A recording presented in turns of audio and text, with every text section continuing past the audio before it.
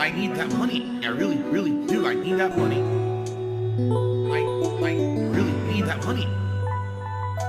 Really need that money. I need that money. I really, really do. I need that money. I really need that money. Really need that money. Really, that money. That money. I would like it more because it is the retro stuff I grew up with. And once I get back into the swing of things, I think it would be pretty enjoyable. Okay? I got a $2 tip. So this person says, Fightcade does not give away your IP address. Others cannot find it through a chat client. They only have your country code. If you're that worried, get a VPN. So again, this is the discussion we just had. Literally the discussion we just had, correct? So if the risk is present, and if you're so confident it doesn't give away the IP address, why would you recommend a VPN? Right? And we just discussed why a VPN is not viable in a competitive online game in any situation. It's just a dumb suggestion. Okay.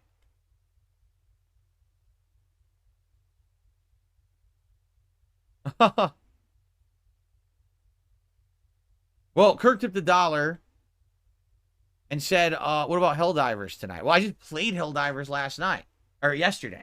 You know, I literally just played it. If I play the same thing too much, it's going to end up feeling boring. You know what I'm saying?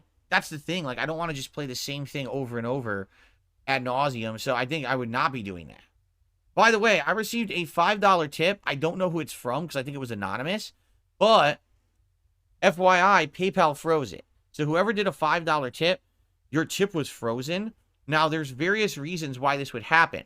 Sometimes, and I'm not kidding, if you put words in your tip that are related to something that could be flagged for a terrorist act, I'm not shitting you, it could block it. For example, one time someone typed out something that said like Iraq or Iran, and it actually froze the tip.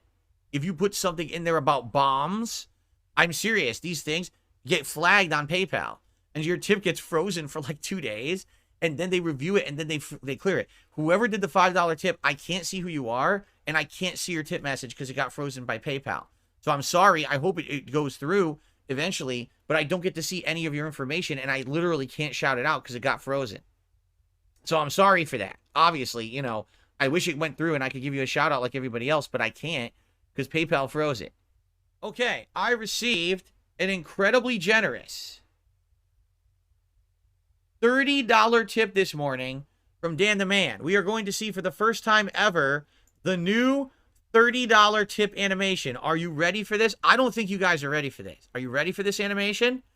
This is the new $30 tip animation starting now. Spawn Killer overrode it. I got to do it again. Spawn Killer overrode it with a super chat. I have to do it again because it ended instantly. Well, let me get Dan the Man on the leaderboard. And then we'll do it again. Because that was not fair. All that build-up, and then it went away within a second. Spawn Killer jumping, photobombing, basically. All right, hold on. I'm going to play the animation again because that's totally unfair. That's not fair at all. And I want to see it, too. Okay. All right, ready? The $30 animation. Here it is. Oh, my God. Now, that is disturbing. That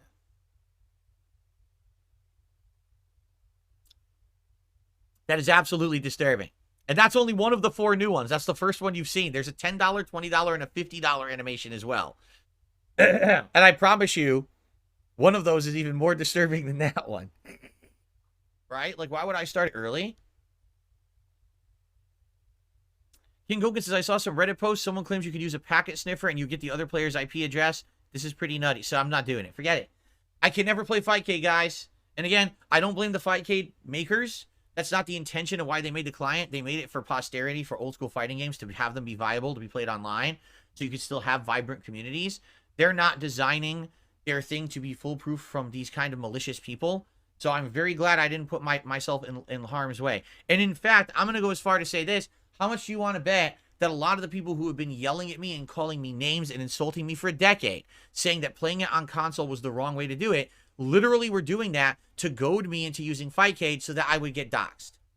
How much do you want to bet they knew that that was the case, and they were just hoping that I'd be stupid enough to one day do it, right?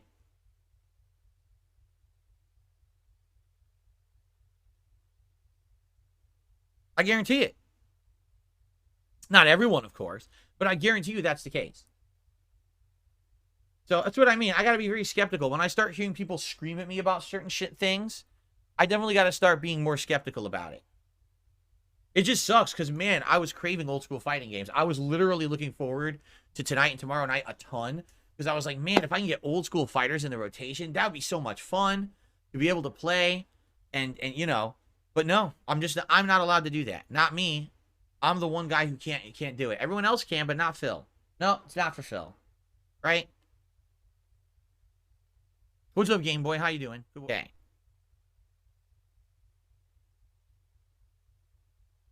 Your VPN concerns are true. There is extra lag. But remember something? Console servers are conceptually doing exactly the same thing. Instead of a console server, it's a VPN server for Fightcade.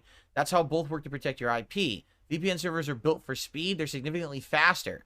Some Fightcade users say it's much better than playing on PlayStation or Xbox because of that. Perhaps it's worth experimenting with just a 1-month membership to something like ExpressVPN that has US servers that you can leverage. Is it really? I mean, let's think about this realistically, right? Is it really worth it to get a membership to a VPN to then try to get that to work in conjunction with my work PC, to then try to get that to work in conjunction with Fightcade, to then set everything up and try to do these matches and see if there's lag, and if it even works, because what if it doesn't work and then my IP somehow still gets exposed anyway, or what if they DDoS the IP of the VPN? Doesn't that still knock you offline anyway? In which case, now I have to constantly change my IPs all the time when I try to play Fightcade. Does it really make sense? The answer is no. The answer is, if you could see someone's IP over Fightcade, I can never use it. Period. That's the answer, sadly. It's just not worth it. It's just not worth the stress and the effort. You know?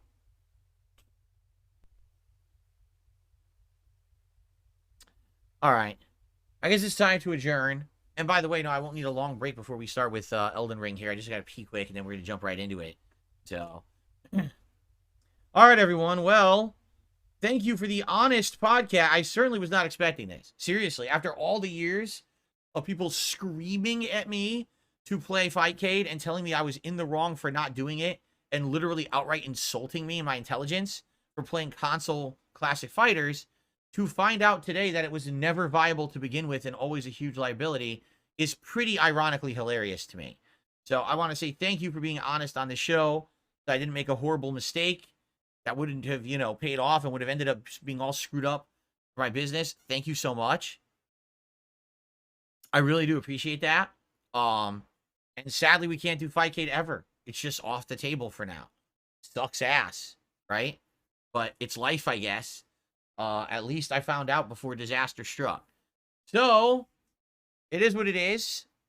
Thank you all. Tonight, I have no clue what we're doing. We're doing a stream. I just don't know. I'll probably just call it the whatever stream. And people show up and hang out and we do whatever. I'm totally okay with checking out Game Pass or whatever if that's what people want to do.